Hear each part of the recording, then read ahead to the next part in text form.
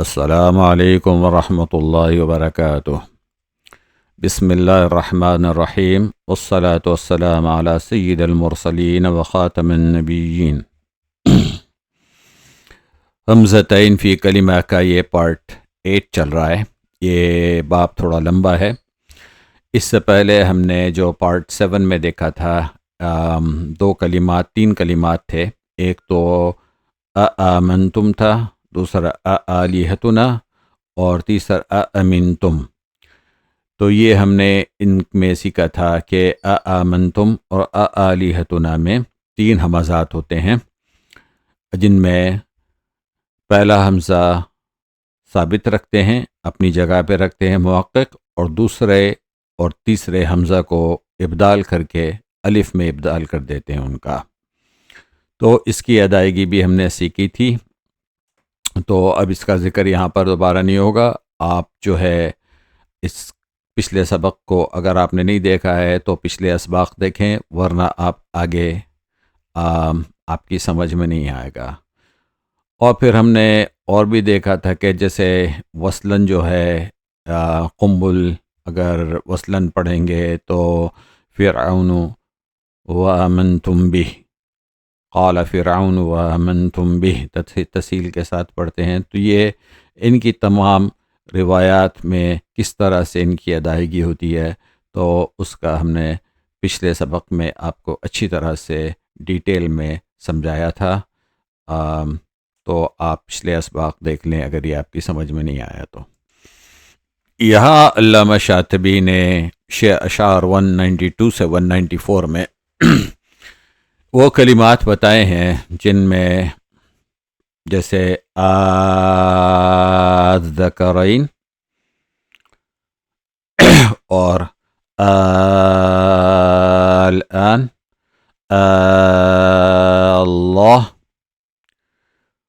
تو ان کلمات میں جمیع القراء، تمام قراء کے لیے ابدال اور تسہیل دونوں جائز ہیں، اور لیکن ابدال ان میں مقدم ہے۔ تو یہ جو اختلاف کہلاتا ہے، یہ جو اختلاف ہے تسہیل اور ابدال کا ان کلمات میں، یہ خلاف واجب میں نہیں آتا ہے۔ خلاف واجب وہ ہوتا ہے جو کہ جن کے ادا کرنے سے آپ کا علم القراءات کمپلیٹ نہیں ہوتا ہے۔ مثال کے طور پہ قالون جو ہے وہ قصر بھی کرتے ہیں مد منفصل پہ، اور توسط بھی کرتے ہیں، اور اس کے بعد وہ صلہ بھی پڑھتے ہیں اور عدم صلہ بھی پڑھتے ہیں۔ تو قالون کے لیے یہ جو مثال دی رہے ہیں قالون کی، تو ان میں جو ان کی اوجہ بنتی ہیں، تو ان میں تمام اوجہ سے پڑھنا ضروری ہے۔ یہ خلاف واجب میں آتا ہے، اور ان کے ادا کیے بغیر، ان طریقوں سے پڑھے بغیر آپ کا علم القراءات مکمل نہیں ہوگا۔ لیکن یہ کلمات جو ہیں جیسے اللہ، تو یہ اس میں تسہیل اور ابدال جو ہے یہ خلاف جائز میں سے آتا ہے کہ اگر آپ ان کو پڑھ لیں تو بہتر ہے، اور نہ پڑھیں تو آپ کا علم القراءات پھر بھی کمپلیٹ ہو جائے گا۔ لیکن پڑھ لینا اچھا ہے، اس لیے کہ آگے جب آپ پڑھائیں گے شاطبیہ اپنے طلباء کو، تو پھر یہ آپ ان کو بھی بتا سکتے ہیں کہ یہاں پہ یہ تسہیل بھی ہے، کیسے تسہیل ہے اور کیا مقدم ہے یہاں پر۔ دوسرا یہاں پر جو فرمایا ہے علامہ شاطبی نے، تو یہ ہے یہ آیت ما جئتم بہ السحر،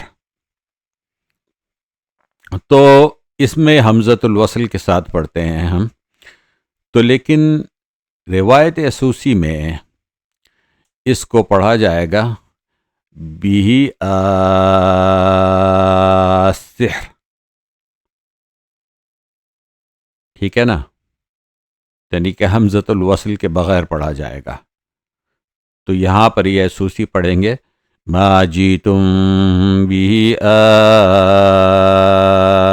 السحر، ما جئتم بہ السحر۔ تو اب یہاں پر بھی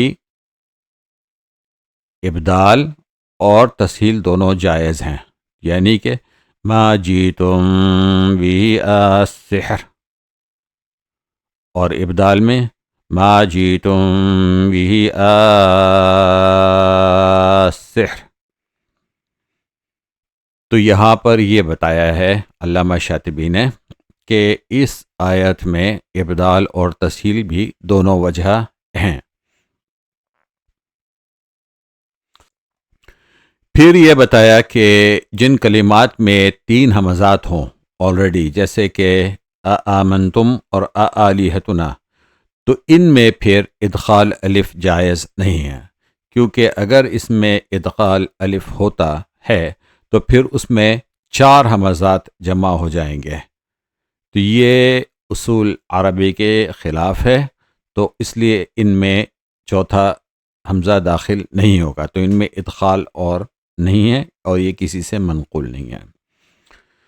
اس کے بعد علامہ شاطبی نے اس میں ایک کلمہ آل آن کا بھی فرمایا ہے، تو آل آن کا ہم ذکر جو ہے باب مد قصر میں اور مد والقصر میں کر چکے ہیں نافع کے لیے، لیکن یہاں پر ریویو کر لیتے ہیں۔ تو یہاں پہ ایک کوئکلی ریویو کر لیتے ہیں جو کہ ہم پڑھ چکے ہیں آلریڈی، کہ یہاں پر قالون یہاں پر نقل کریں گے آن کو، آل آن کو، جو ہے وہ لام پر نقل کر دیں گے، ٹھیک ہے نا، اور یہ اپنی جگہ رہے گا، تو پہلا جو الف ہے اور دوسرا الف ہو گیا لان کا۔ تو ان میں قالون کے لیے 3 اوجہ ہیں، جن میں 2 ابدال کی ہیں اور تیسری تسہیل کی ہے۔ تو جب وہ ابدال کے ساتھ پڑھیں گے تو پہلے الف میں قصر اور دوسرے الف میں بھی قصر ہوگا، تو وہ پڑھیں گے آلان آلان۔ دوسری وجہ پہلے الف میں طول اور دوسرے الف میں قصر ہے، تو وہ پڑھیں گے آلان، ٹھیک ہے نا۔ اور تسہیل جو کہ خلاف واجب نہیں ہے لیکن خلاف جائز ہے، تو وہ جب پڑھیں گے تو تسہیل میں دوسرے الف میں قصر ہوگا، تو اس طرح کریں گے آلان آلان آلان، اس طرح ہو گیا۔ اور باقون جتنے ہیں نافع کے علاوہ، وہ اس میں مد لازم میں طول اور تسہیل دونوں کرتے ہیں، لیکن طول ابدال مع طول یہ مقدم ہے۔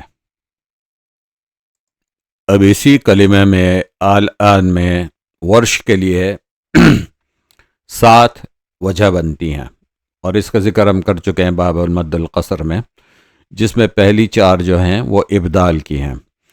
تو پہلے وہ دیکھتے ہیں، تو ابدال میں پہلے الف میں قصر، دوسرے الف میں قصر ہوگا، ایک وجہ ہے جو کہ آلان آلان یہ ہو گئی۔ پھر دوسری وجہ ہے ابدال، پہلے الف میں طول اور دوسرے الف میں قصر، تو اس کی ادائیگی آلان یہ ہو گئی۔ تیسری وجہ ابدال کے ساتھ پہلے الف میں طول اور دوسرے الف میں توسط، تو آلان یہ تیسری وجہ ہو گئی۔ چوتھی ابدال الف پہلے الف میں اور طول ہوگا اور دوسرے الف میں بھی طول ہوگا، تو یہ اس کی ادائیگی آلان،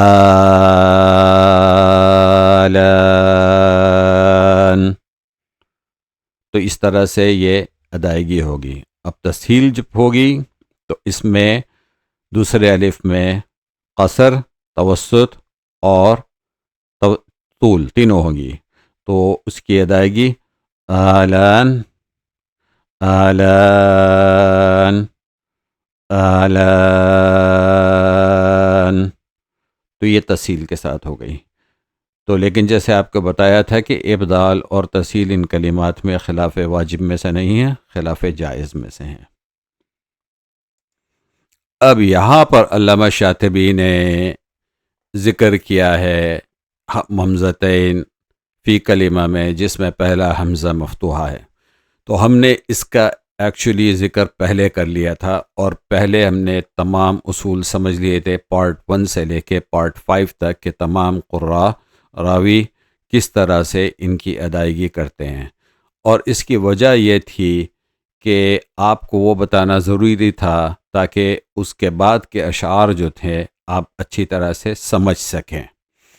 لیکن ان کا ایکچوئل ذکر اب یہاں پر ہو رہا ہے شعر نمبر 195 میں، اور اس کا ذکر ہم پہلے کر چکے ہیں پارٹ 1 سے، اور پارٹ 1 سے پارٹ 5 تک جن میں تمام قراء اور راوی کے لیے الگ الگ سے آپ کو بتایا ہے کہ کیسے ہوگا، لیکن ہم اس کا ریویو یہاں پر پھر سے کرتے ہیں۔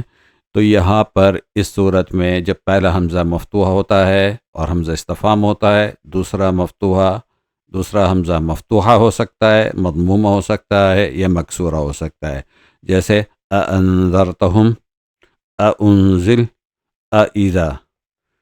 تو یہ 3 حالت ہوتی ہیں جس میں دوسرا حمزہ تینوں تشکیل میں آتا ہے، مفتوحہ، مضمومہ اور مکسورہ۔